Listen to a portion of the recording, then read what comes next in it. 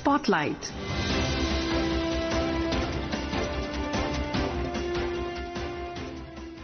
This is Akashvani.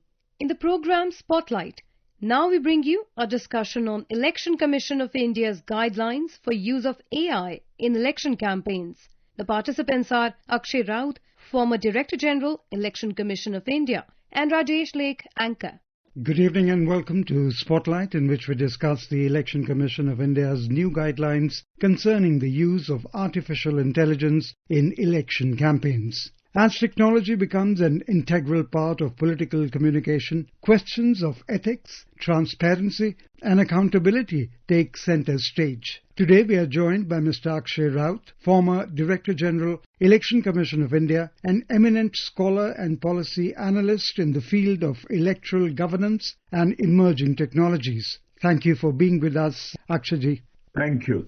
Akshayji, let's begin by understanding how the Election Commission's framework seeks to balance innovation and integrity in the democratic process. Elections in India are 75-year-old and it has been a learning process. We have delivered 18 national elections and more than 400 assembly elections. As Election Commission of India, the creation of which predates one day to the creation of the Republic of India. And throughout this period, every election is different. Every election is a different learning system. Overall, Indian democracy is proud and the world is proud that India's democracy based on the electoral system that we have has been dazzling as one of the gold standards. In this, the other part of your question is that as India became a technology power, particularly in the IT power over the last few decades, the technology has merged into election management very efficiently. For example, it is clearly evident in the management of electoral rolls, in the management of housekeeping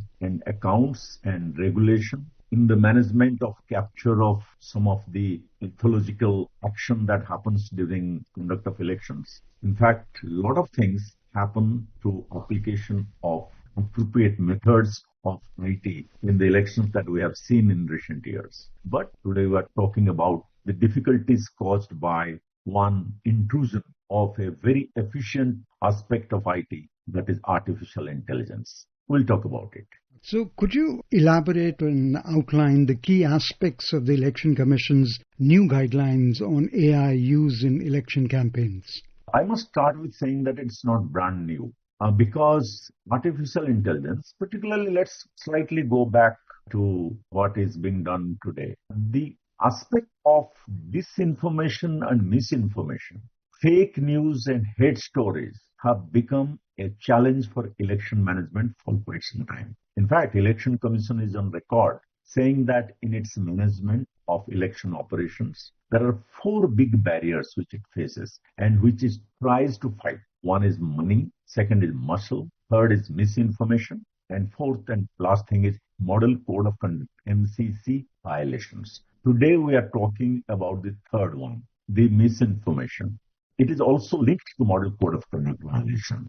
Now we have come to this stage in which all the election officials, 8.5 lakh of them in VR, will be engaged to give a free, fair and credible election. And in that, one of the barriers, particularly which accentuates misinformation, is artificial intelligence. So, as you asked, a pointed answer to your question is, election management has been concerned about the problem of artificial intelligence for quite some time. We can trace it back quickly to the 24 national election, the Lok Sabha election, in which a lot of things were happening and Commission was trying to control this through some advisories, instructions. There was a reference to IT rules of 2021. There was a voluntary ethics which was adopted by aggregators for social media platforms. But sometimes it was done, sometimes it was violated. Now, in this new set of instructions, which Election Commission has announced yesterday, there is a reiteration of the old ones, giving them the strength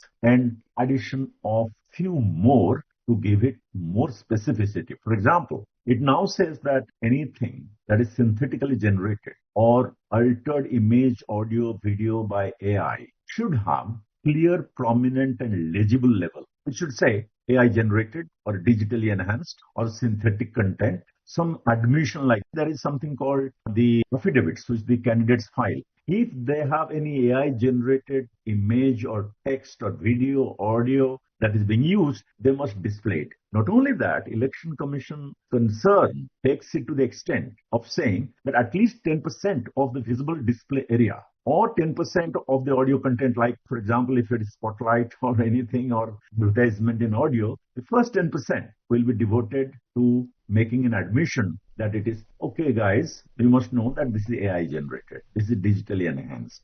And then, of course, prominent disclosure of name and entity responsible for its generation, and then many types of stipulations and conditions which have been put. One more important thing is, it is not only that they cannot publish it, they cannot also forward it in an unlawful manner. They cannot. And for the first time, if I am not mistaken, in doing this, earlier also it was done, but they have invoked their plenary powers under Article 324 of the Constitution of India.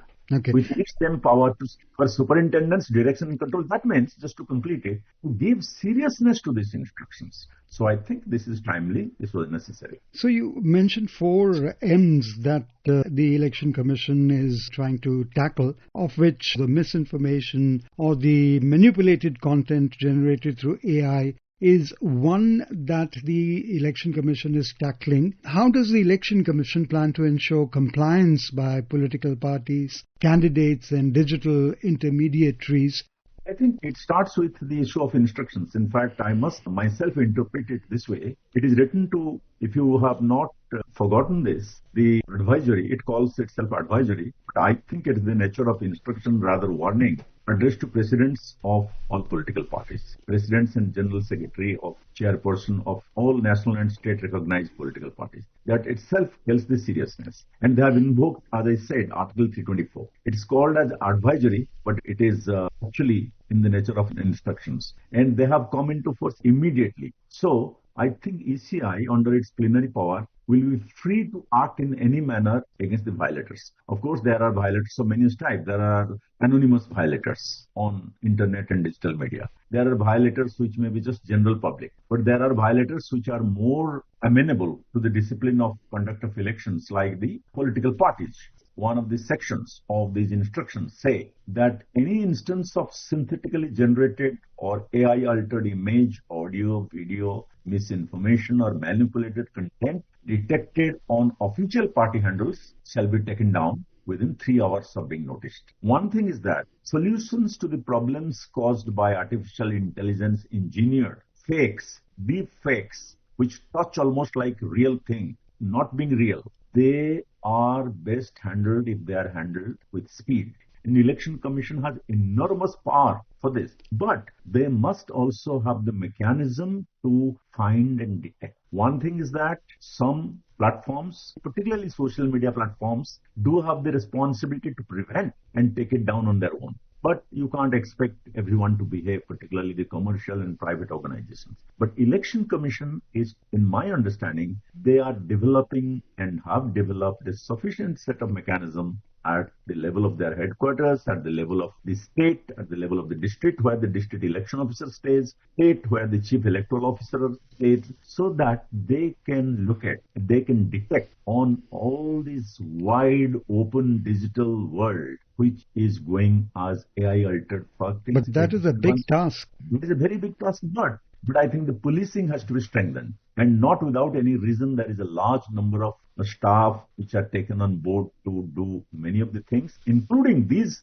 Is there not a mechanism for monitoring AI-driven targeted advertising or voter profiling to prevent biases or manipulation? I think you are right in a sense of yes and no both, because as you and I know, artificial intelligence, I always wondered, when will the time come, considering the capacity of artificial intelligence, when the election management bodies of the world, whoever in India or many other countries who follow electoral democracy, when it can give some real dividends in management. I'm sure it is going to do. Perhaps in India it must have started doing it a little bit. But reversely, before even we get a clear idea of the dividends to election management or democracy from artificial intelligence, most of the countries, including India now and Bihar now, are suffering from the negative impacts of it, are suffering from the what adverse condition, what pathological conditions can be created by artificial intelligence. We have experienced it.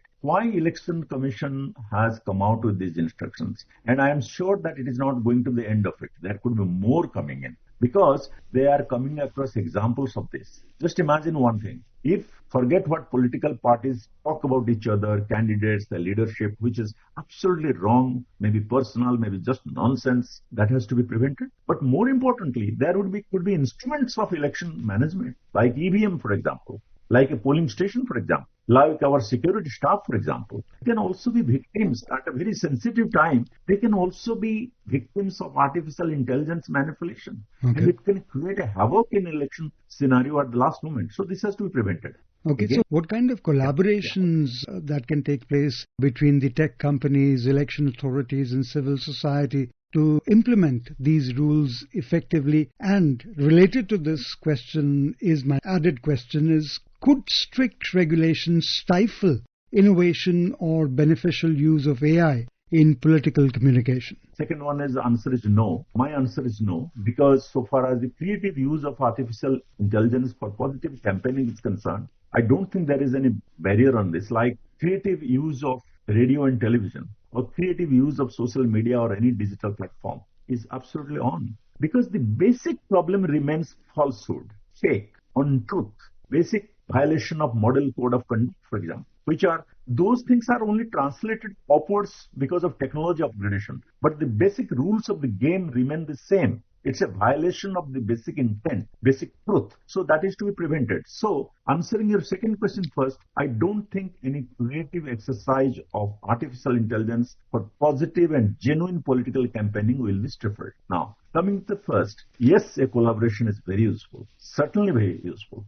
In fact, my understanding is clear, the Election Commission has gone on this path very much well in the past. And it has created an association or collaboration of all digital and social platforms who operate in India. It has taken a commitment and they have responded to this well. And they have also done quite a bit. They have been asked to appoint nodal persons inside those organizations who will handle this in election time. It happens a little more in national election because of the scale and other things. I'm sure in Bihar something might be happening of that nature, in which they are collaborating, they are compliant. And civil society, of course, is in a nature of nudging from the side, bringing truth to the people, to both the election managers, political parties, and also tech companies like this, like you mentioned. So they're not from the side. But the thing is, Election Commission, after all these collaborations, because if an election goes wrong, if it is not free and fair, because of the influence of artificial intelligence, no one is going to blame tech companies. No one is going to blame civil society organizations. No one is even going to blame political parties. I think the onus under Article 324, which very clearly says that superintendent's direction and control of preparation of electoral roll and conduct of elections is with ECI. Election Commission of India is the place where the book is. So they must take all the decisions and they must initiate all action to make sure that there is a level playing field, that the field for electoral contest leading to a new assembly or a new Lok Sabha remains free, fair and clear of any type of impurities. Okay, on that note, Akshaji would like to thank you for sharing such valuable insights on how India's Election Commission is navigating the intersection of democracy, technology and ethics. Thank you for being with Akashvani. Thank you very much. It has been a pleasure. You were listening to a discussion on Election Commission of India's guidelines for use of AI in election campaigns. The participants were Akshay Raut, former Director General, Election Commission of India, and Rajesh Lake, anchor. This program was produced and presented by the News Services Division of Akashvani. You can listen to it on our mobile app, News on AIR. This program is also available on our YouTube channel, News on AIR Official. You may share your feedback about this program through email at airnsttalks@gmail.com or WhatsApp on 9289094044. Spotlight.